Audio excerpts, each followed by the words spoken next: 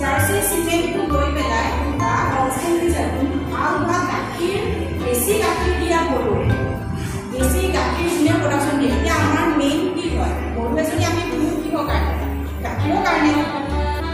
গাখীৰৰ বাহিৰেতো আমাক গৰু খোৱাৰ প্ৰয়োজন নাই ক'ব গ'লে। গাখীৰটো আমি পুহো গাখীৰ বিক্ৰী কৰি আমি যাতে ইনকাম চ'ৰ্চ এটা পাওঁ।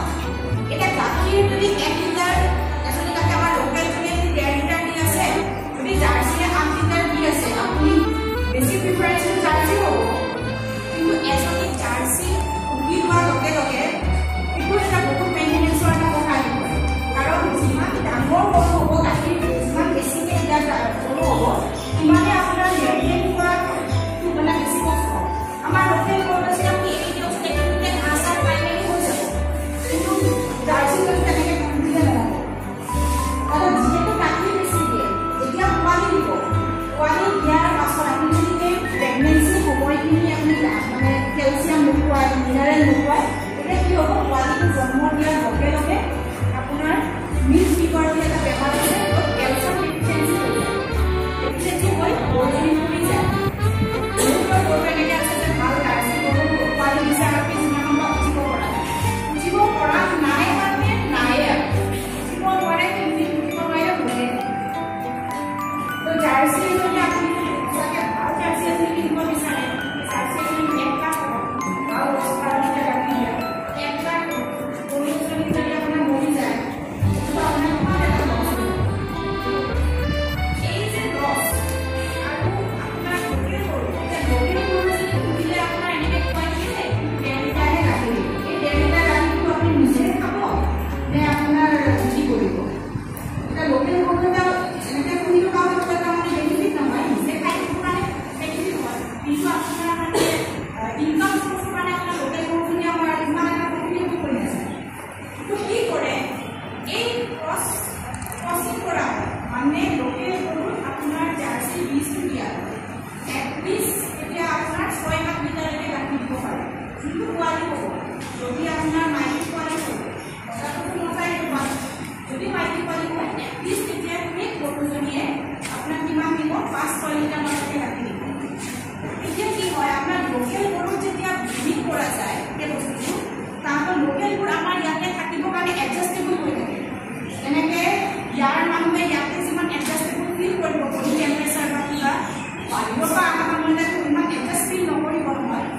চেম লোকেল গৰু যেতিয়া ক্ৰছিং কৰি দিয়ে ক্ৰছিং কৰাৰ লগে লগে আপোনাৰ কি হ'ব যে এডজাষ্টেবিলিটিটো বহুত ভাল হৈ যায়।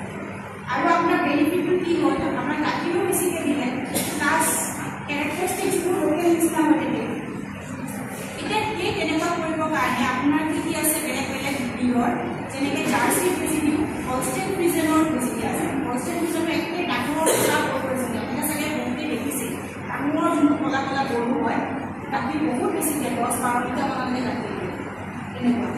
এতিয়া সেই তেনেকুৱা মানে উন্নত জাতলৈ কনভাৰ্ট কৰিবৰ কাৰণে আপোনাৰ লোকেল গৰুজনী উন্নত জাতত লোকেল গৰুজনী মানে লোকেল গৰুজনীয়ে উন্নত হৈ নাযায়। তাত আপুনি যেতিয়া স্পেচিয়েল মানে ইনফৰমেশ্যন কৰিব যেতিয়া আপোনাৰ বেজীটো দিব তাৰ কোৱালিটি উন্নত জাতলৈ কনভাৰ্ট হৈ যায়।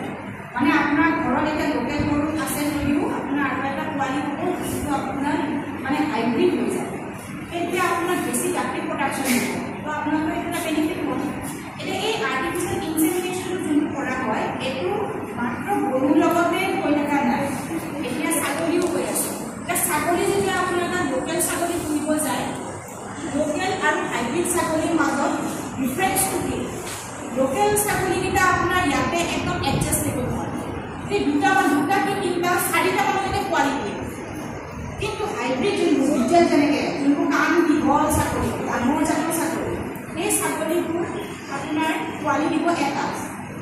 তো আপোনাৰ একেবাৰে ডাঙৰ ছাগলীটো পোহাটো মানে ইমান এটা বেনিফিট নহয়। যিহেতু আপোনাৰ 4টা যদি পোৱালি দিয়া ছাগলী আছে ডাঙৰ হ'লে আপুনি 4টাৰ পইচাটো পাব। কিন্তু এটা আপুনি লোকেল অকলে যদি লোকেল পুহি দিয়ে মানে যদি হাইব্ৰিডটো পুহি দিয়ে তেতিয়াহ'লে 1টাহে পোৱালি দিব।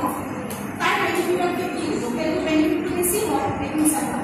কিন্তু কথাটো হ'ল কি হাইব্ৰিডটোৰ যোনটো বিজলটো তাৰ বডি ৱেইটটো ডাঙৰ বডি মানে চাইজটো ডাঙৰ মানে ওজন ডাঙৰ আৰু মাংস আপোনালোকৰ কি কৰে কি হিচাপত কেজি হিচাপতে আপুনি আপুনি এটা ছাগলী এটা কাটিলে ইমান মানে কেজি ৱাইজে আপোনাৰ পইচা লেনদেন হয়। তো সেইটো কি হয়, এতিয়া হাইব্ৰিড ছাগলীটো আপুনি ক্ৰছিং কৰি দিয়ে, পোৱালিকেইটা ডাঙৰ ডাঙৰ জাতৰ দুটাই পোৱালি দিলে, লোকেল যদি দুটা পোৱালি দিলে কিন্তু পোৱালিকেইটা ডাঙৰ ডাঙৰ চাইজ হৈ যাব। ডাঙৰ ডাঙৰ চাইজ হ'লে আপোনালোকৰ ইনকামটো টকাৰ চ'ৰ্চটো মানে দামটো বেছি পাব। যেনিবা 5,000 পাইছে আপুনি 10,000কে পাব। সেইটো হৈছে বেনিফিট, মানে আৰ্টিফিচিয়েল ইনচেমিনেশ্যন হয়, মানে বেছি উন্নত জাতৰ মানে এনিমেলত বেজি দিয়াৰ প্ৰফিটটো এইটো। এতিয়া গাহৰিটো কৰে, কিন্তু বৰ্তমান গাহৰি আমাৰ ইয়াতে ওদালগুৰি ডিষ্ট্ৰিক্টত কোনোবা নাই। গাহৰি কৰিব লাগিব, আৰ্টিফিচিয়েল ইনচেমিনেশ্যন কৰিব হ'লে আপোনাৰ ৰাণীৰ পৰা চিমেণ্ট আনিব লাগিব। এতিয়া গাহৰি যদি আপোনালোকে ইয়াতে লোকেলি কৰিব বিচাৰে, আমাৰ লোকেল ছাগলীটো হৈছে বা গুড়িবোৰ যোনবোৰ সেইটো হৈছে লোকেল। কিন্তু যোনবোৰ হাইব্ৰিডবোৰ হৈছে আপোনাৰ যোনকেইটা হেম্পশ্বায়াৰ যোনকেইটা